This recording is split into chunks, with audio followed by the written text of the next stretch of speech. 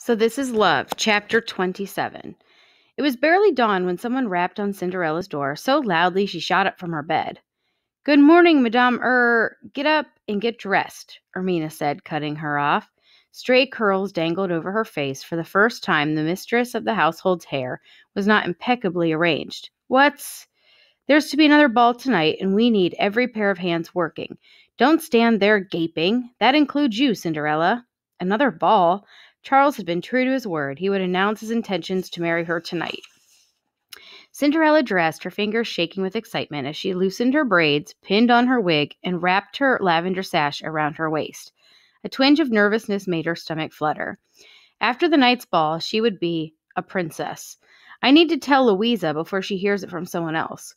A distressed Madame Ermina surveyed the long line of young women under her supervision.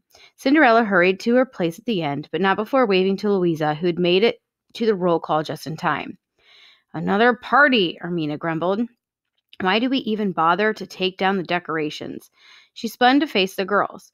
When you have received your assignments, get to work immediately. One by one, the girls received their duties. When it was Cinderella's turn, Madame Ermina crossed her arms. Why the smile? Are you actually happy that we all have to scrub the palace floors again? Or are you simpering like a fool because you think you don't have to do your share of the cleaning? No, ma'am, Cinderella stuttered. Then, nothing. Cinderella struggled to wipe the joy from her face. Failing miserably, her expression only brightened. It's just a beautiful day outside, isn't it? A wonderful day for dancing. All the perfumed air upstairs is addling your wits, Ermina narrowed her eyes. The Duchess asked me to give you the morning off, but it seems you need to learn your place.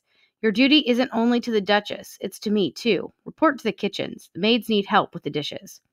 At the dismissal, Cinderella let out a great exhale, then hurried to change her uniform. Where were you last night? Louisa asked, joining her by the cabinet. I came to pick up the gown, but you weren't in your room. Cinderella swallowed. Where did she even begin? Misreading her reaction, Louisa grinned. Ah, you were with that boy from the masquerade, weren't you? I want to hear everything about it. Everything. But first, I have news. News?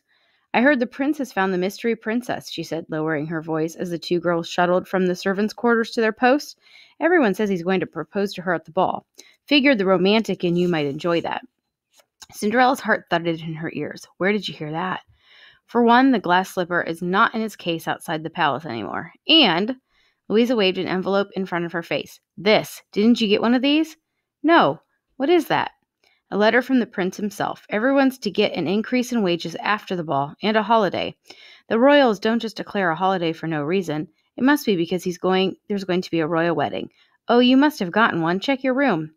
But Cinderella was certain she hadn't gotten one, and it was time she told her friend why. Louisa, she began. She didn't get a chance to say more. Madame Ermina called for her in her strident voice, and Louisa's aunt inserted herself between the two girls. The Duchess wishes to see you, Cinderella, she said, her brows furrowed with confusion. She asks that you not wear your palace uniform, and that you meet her in the salon at once. Dressed in the only clothes she owned, the shirt and skirt she had worn when she'd escaped her stepmother's home, Cinderella approached the Duchess's chambers with trepidation. If Genevieve had given Cinderella the morning off, why would she summon her back to her room? Well, in any case, this would be the perfect time to tell the Duchess that she was the runaway girl from the ball and had accepted Prince Charles' proposal of marriage. She gathered her courage, rehearsing the words in her head. Once the doors opened, an overjoyed Bruno barked, racing to greet Cinderella. Forgetting her restraint, she was bending down to massage his ears when a stern voice spoke over them. Bruno, that's enough. The dog's ears lifted at the sound of the Duchess's voice. He looked confused, his attention vacillating from Cinderella to Genevieve, as if he were trying to decide who he was supposed to obey. It's all right, Bruno, whispered Cinderella. Go on now. Hesitantly, her dog shuffled back toward the Duchess. Cinderella had had plenty of experience facing her stepmother when she was displeased. She'd gotten used to being punished for no good reason, and to having Lady Tremaine find fault with her work, even when there was none to be had. But she had no idea what to expect from the Duchess. The older woman gestured to an empty chair opposite her. Sit. It was a command, not a request. Swallowing the lump that had formed in her throat, Cinderella obeyed. Genevieve reached for the teacup on her writing desk, indulging in a long, slow sip before speaking. So, she turned the cup to its saucer, set it down, and dabbled the corners of her lips with a napkin. You are the mystery girl he's been looking for all this time. The swan mask Cinderella had worn rested on the table beside the Duchess. Genevieve picked it up, tapping it against her shoulder as she pretended to wonder. This was found in the gardens, and the guard said it belonged to the woman with Charles at the ball. I wonder who could have given it to her. Cinderella's shoulders tensed. I was just about to tell you. Genevieve raised a hand. I trusted you. I treated you like my own family, and you kept this from me. Cinderella hung her head. I know. Genevieve's hand fell to her side, and yet I couldn't be more relieved. Cinderella looked up, surprised to find the Duchess smiling. The two sudden disappearances from the balls certainly gave me reason for concern. I was worried that my nephew had fallen in love with some frivolous girl with an expensive dress and overdone hair, or worse, a pretty face skilled at manipulating young princes into lovelorn states. She tapped her cheek with her fingers. But you'll do very nicely, or so my gut tells me. Oh, I'm so glad you think so, Cinderella said in surprise. I was worried you wouldn't, that you might not approve. Well, I do, and if my brother doesn't, then I'll make sure he knows what a fool he is. Something screeched outside, and Genevieve winced, gesturing at the windows. Close them for me, will you? I have important things to tell you, but who can concentrate with all that racket?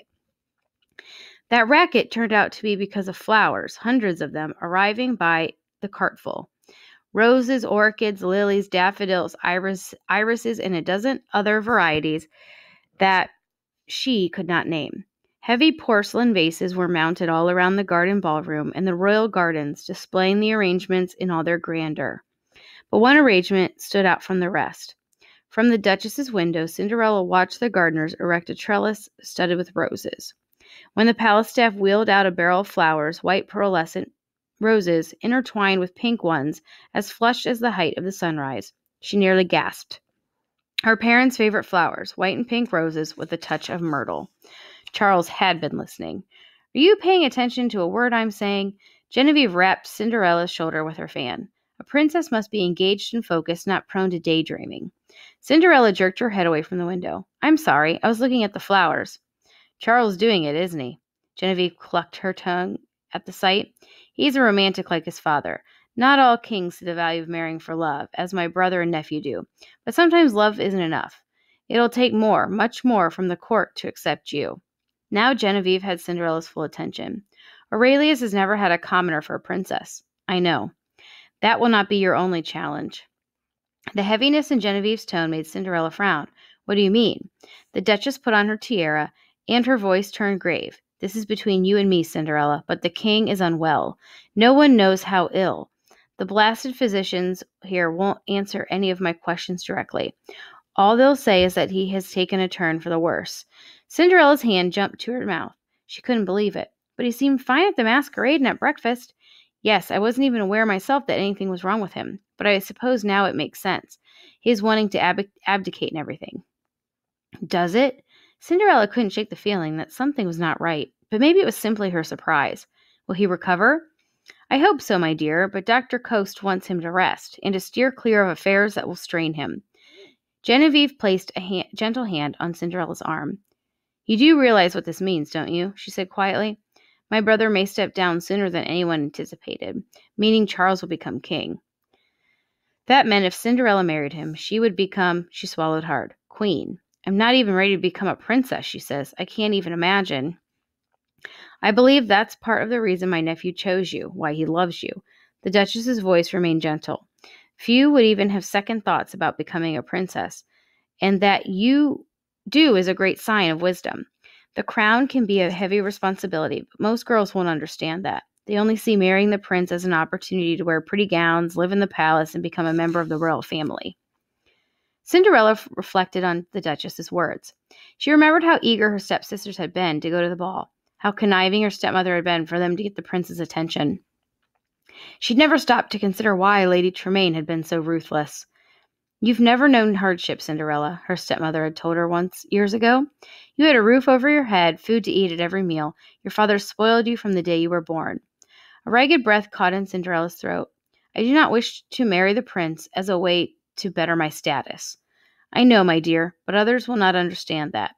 In fact, if you accept my nephew's proposal, you will face great opposition, particularly from the Grand Duke. Genevieve grimaced. The question is, do you love Charles? Yes, Cinderella said without hesitation. Of course I do. And he loves you. I have no doubt that you are the right companion for him and the right princess for Aurelius. The Duchess bestowed Cinderella with a rare smile. Ruling Aurelius will not be easy for Charles. At times, it may even feel like a terrible burden, one that he should not have to bear alone. Now that he has you, I pray the two of you will help each other, and I will do what I can to help you feel at home with the role. Genevieve continued, you have only hours until you go from the palace servant to the future queen of Aurelius. Many will not take the news well, particularly not the blue-blooded young ladies who will resent the prince for rebuffing them for you. Cinderella thought of her stepsisters who'd reveled for years in tormenting her. I can handle it.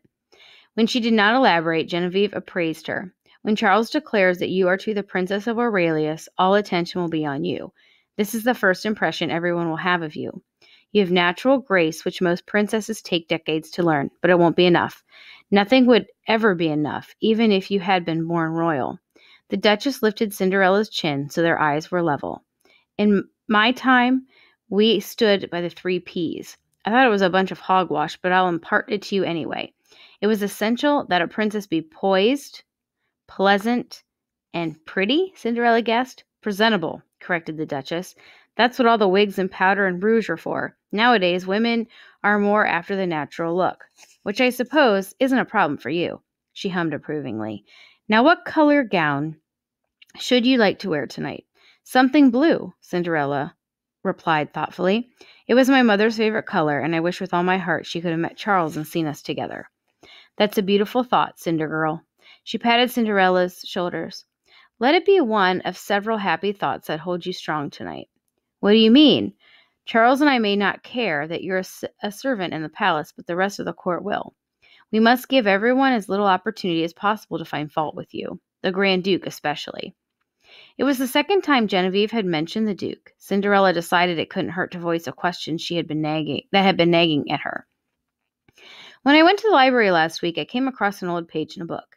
It was torn off from an adventure novel. I think it might have been one of yours from your husband. There was a message. We must bring magic back. A note of surprise touched the Duchess's features. You found that? I was curious about magic, Cinderella confessed at last. You see, I have a fairy godmother, and I'm afraid she's gotten into some trouble for helping me go to the ball. Charles has promised to take me to the council to speak in her defense, but I worry that they won't listen to me. They won't, confirmed Genevieve. Not with Ferdinand here. She pressed her lips tightly. Arthur used to leave me notes along the library's art books, so Ferdinand wouldn't catch us trying to save as much of magic as we could. The art in the books and the gifts from the fairies. Alas, in the end, we couldn't save the fairies themselves. A cloud passed outside, darkening the Duchess's expression. In spite of the risks, my husband dedicated himself to reinstating magic into the kingdom. He actually had a bit of fairy blood in him, nothing that would amount to any power per se, but it was something he was proud of. I believe Ferdinand saw him as a threat, as someone who might have more influence on my brother than he would like. It was looking more and more like George would turn to Arthur as his advisor instead of Ferdinand when the former Grand Duke passed. So Ferdinand accused my husband of treason for helping fairies hide in Aurelius, and for being magical and therefore dangerous himself. Arthur used the passageways in this very castle to get as many fairies out of Aurelius as he could. When he wouldn't give up their locations, Ferdinand further smeared his reputation. My brother listened, desperate to find some way to channel his grief, I suspect, and lo, we were banished. A hard lump formed in Cinderella's throat, but she wasn't surprised. That's terrible. Ferdinand is terrible, Genevieve replied in a steely tone, but Aurelius is one that suffered most without magic. Then again, I suppose you youngsters don't remember what it was like having magic in the kingdom. It was like seeing sunshine on the other side of the storm or having a little extra wind beneath your feet as you ran home. I can imagine, Cinderella said softly. When I had no hope left at all that things would get better, my fairy godmother came. I wonder now if hope is the most powerful magic of all. Hope, and I'd add thick skin, said Genevieve sensibly. She touched Cinderella's shoulder. I should have guessed that you have a fairy godmother. Fairies come to those with a heart to change the world around them. You are certainly no exception, Cinder Girl. The Duchess inhaled deeply. I'll do what I can to help her, but try not to worry about it tonight. Tonight marks a new beginning for you, and I have some words of advice. What friends you have now, you should treasure. Once you become royalty, people will only see what you can do for them. There's an unofficial last P my mother used to tell me. What is that? A princess should know how to pretend. Pretend that the jeers don't bother you, or that the whispers aren't about you. A sad smile touched the Duchess's lips. Now, I'm not so sure it was the best advice. Cinderella thought of how she'd sing to herself through the chores for her stepmother, wearing a smile even when she was so exhausted and so frustrated with a life that all she wanted to do was sink into her bed and dream away her troubles. I used to pretend quite a bit during the years with my stepmother. Her voice trailed off. I pretended I was happy, but I wasn't. I was miserable, she swallowed. I don't want to pretend anymore. Then don't, said Genevieve. If it were up to me, the last P would have been for punch, the Duchess chuckled. Heaven knows I have a number of people I'd love to give a nice rap on the head. The Duke being on the top of that list. I have faith you will make a fine princess. Charles does too, and so will the rest of Aurelius, once they get to know you. Cinderella drew a deep breath, trying to calm her nerves. I hope so. You will. It begins tonight. Tonight, Aurelius will finally meet its runaway princess, the mysterious young lady who raptured Prince Charles's heart and the curiosity of the entire nation. Tonight, you'll show them you're as lovely as your name. You're as lovely as your name, Cinderella echoed in her thoughts. It was almost like something her father had said once when Drizella and Anastasia first made fun of her name. Your name is lovely, she chided herself. Just like you. Do you want me to call you Ella? No, Papa, I like Cinderella. He ignored them. You're stronger than that, my darling. Thank you, she told the Duchess. Truly. Feel better? Much. The Duchess clapped her hands. Now let me show you the dress I've picked out for tonight. Oh, it'll go beautifully with those blue eyes of yours, Cinderella. The court will titter-tatter what it wants to about your background, but I'm not going to give them anything to carp about when it comes to your wardrobe.